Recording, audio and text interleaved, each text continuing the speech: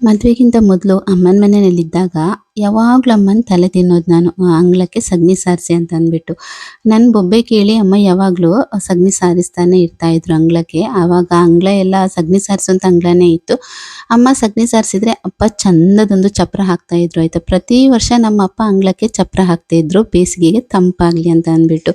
ಸಗಣಿ ಸಾರಿಸಿದ ಅಂಗಳಕ್ಕೆ ಚಪ್ಪರ ಹಾಕಿದಾಗ ಅಲ್ಲೊಂದು ಡಿಫ್ರೆಂಟ್ ಆದಂತಹ ಒಂದು ಗುಡ್ ವೈಬ್ ಕ್ರಿಯೇಟ್ ಆಗ್ತಾ ಇತ್ತು.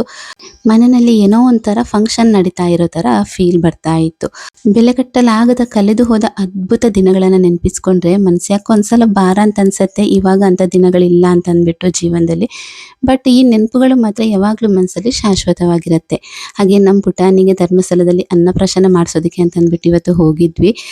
ಇನ್ನು ಇವತ್ತು ಬ್ರೇಕ್ಫಾಸ್ಟ್ಗೆ ನಾನು ಡಿಫ್ರೆಂಟ್ ಆಗಿ ಸ್ವಲ್ಪ ರೆಸ್ಟೋರೆಂಟ್ ಸ್ಟೈಲ್ ಮಸಾಲೆ ದೋಸೆ ಕೂಡ ಮಾಡಿದ್ದೆ. ಫುಲ್ಲಾಗಿ ಬೇಕಿದ್ರೆ ಯೂಟ್ಯೂಬಲ್ಲಿ ಆಲ್ರೆಡಿ ಅಪ್ಲೋಡ್ ಆಗಿದೆ. ಇಂಟ್ರೆಸ್ಟ್ ಇದ್ದರೆ ಒಂದ್ಸಲ ಚೆಕ್ ಮಾಡಿ.